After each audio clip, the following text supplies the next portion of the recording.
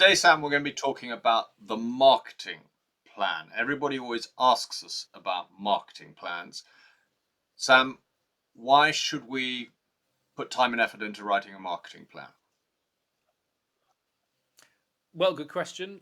You need one because you have to organize your resources. You have to organize what it is you're trying to achieve. So if it's just you, fine, you still need to know what you need to achieve. You need to have a hypothesis of what you want to actually get to with your marketing and then test if it's working or not in a nutshell. And that could be you or multiple people within a team. If you've got the more people involved, the more essential the plan becomes because everyone knows the direction you're trying to go in, how you're trying to get there, and what you need to get there as well. And if you don't have that, it's very chaotic, Okay, I get basically. that. But then why are people so reticent about putting time and effort into a marketing plan, particularly founders?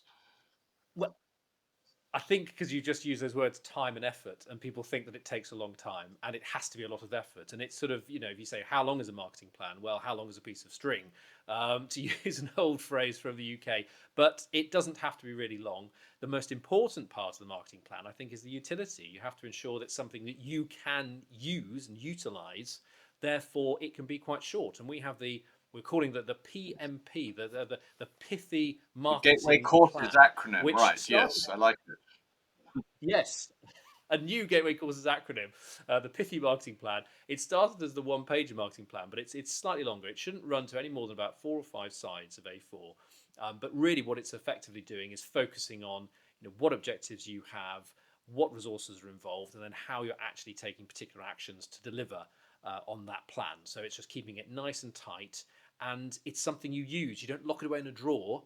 You have it out there. You utilize it. It's easy to understand. It's digestible, And which when I you're think is so talking about the important. objectives, is that in relation to the strategy, the vision where you actually want to get to with your business and the marketing you need to use in order to help you get there?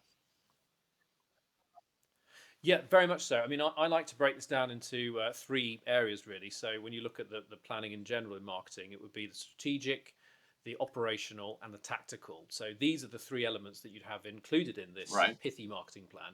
And effectively, as you say, the strategy, you've got to have a clear objective there about what it is you want to achieve. What is your aspiration as a business, as an organization, but also then having clear objectives in there to say, well, okay, these are our smart objectives. So they're clear, they're specific, they're time bound, they are realistic. You're actually saying, we want to be the best taxi service in the Cotswolds. But okay, specifically, what does that mean? How many taxi Yeah. deliveries? How much are you getting in terms of income in what period?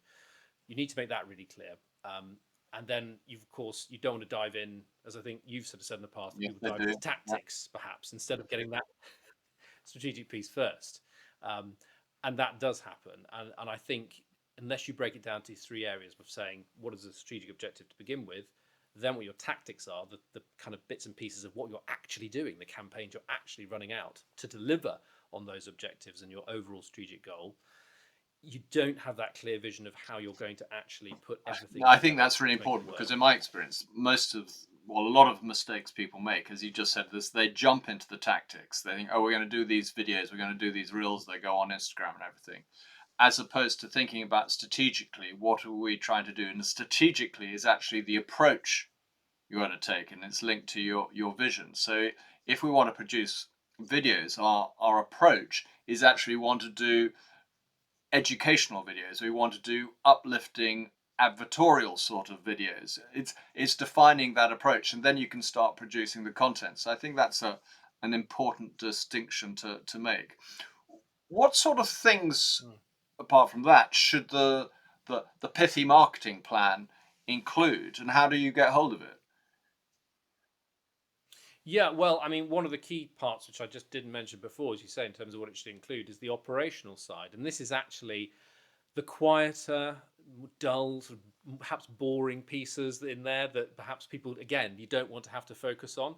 But it's quite exciting, quite sort of sexy to have a sort of this is our strategic objective, and then these are the tactics, as you say, in terms of well, this is what the website's going to look like, and the email's going to look like, and the design, and all of this sort of piece.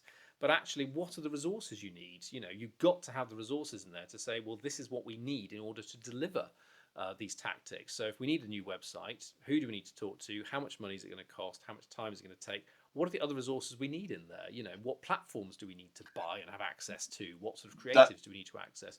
that's a All of really those good point, elements. because quite often a lot of businesses, they launch into marketing and communication, and they have all of these different channels. They're going to do all of these different things, and they don't have the resources, they don't have the skills, and they don't have the money. And so what happens is that they start off on a sprint with all of these things, and then it quickly falls over because they cannot actually sustain it. So the pithy marketing plan is an excellent way of actually making sure you're realistic about what you can actually achieve over a period of time. Yeah, absolutely. And I think that's why it's really important, those smart objectives you say. So this is the period of time we're trying this over. This is realistic in terms of the resources we need to deploy to actually make this work. And then, as I said right at the top, it's that whole testing, isn't it? And saying, well, these are the resources we have deployed to fulfill these tactics, which is all there to try and help support these key performance indicators, which support again our objectives. What we're trying to do over the next 6 months, the next year. And then you can test and see, well, is that working or not? So yes, you're testing on a tactical basis, but you're testing your whole plan on a monthly basis, a quarterly basis, to say, well, is this actually working? Is it delivering what we wanted it to deliver? The return on Okay. investment, the metrics you've got there. And then making changes, because we talk in marketing a lot in our courses about the cyclical nature of marketing, the fact that an awful lot is changing, but also you're doing things all the time. You're carrying out tactics and activities, and you need to understand what is working, what isn't. Stop, start, continue, effectively. And that's really where the plan is fundamental as well. And I think the fact that the plan it's malleable. So there are elements of it which are set quite firmly for a time period. So you don't just chop and change all the time, because there's no point having a plan to you keep changing things. But you can learn and adapt and evolve your future planning cycles. So another part of it is really just understanding, well, how long does this plan exist for as So well? what we're What really time saying period? is that once you've got your plan, you need your plan in order to measure and test whether you're actually going towards your goals, whether they're actually starting to be achieved. Because without the plan, it's just Yeah, guesswork. You're just doing stuff. Okay. yeah, exactly. How can you attribute what you're trying? What your actual, what your ambition is, what you're deploying to get to that ambition, and what are the specific actions you're taking? And then you can say, right, well, those three things we tried, this one worked really well, the other two Okay. didn't work so well. We have the evidence As we've to found on back that some of up. our It's plenty really of our important. own marketing. One other Indeed. question. In your experience, do people, or rather should people, do the marketing plan in one go, or is it just is it iterate over a period of time? I think it's important to have some of the key building blocks in place. So I think if you've looked at the strategic, operational, and tactical, I think getting the strategic piece in place to begin with, I think is really important. And I think then you will learn about the tactics you want to deploy to achieve those objectives over time, and then the operational elements, the actual resources you need to have in place. I think it's really important to have a starting point. So you've got something. I think that's really important. If you don't have anything, even a bad plan is better than no plan at all, as they say. So I think starting with that and giving yourself some breathing room to say, yes, this can evolve. As I said before, this can actually be added to. But again, I think as long as you've set parameters and you're being honest with yourself about the time horizon you have, then I I think think that's a that's pretty sure an win as well. excellent summation of why you should put time and effort into the marketing plan. But as you've just said, it could be a pithy marketing plan, so it doesn't need to take up a huge amount of time. So that was really informative. Thanks. Yeah.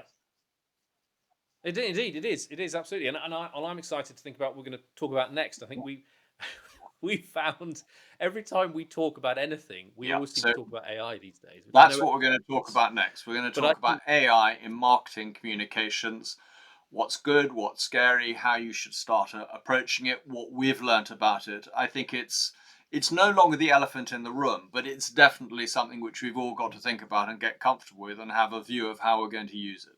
So we're going to talk about that next time. brilliant. Likewise. Look forward to it.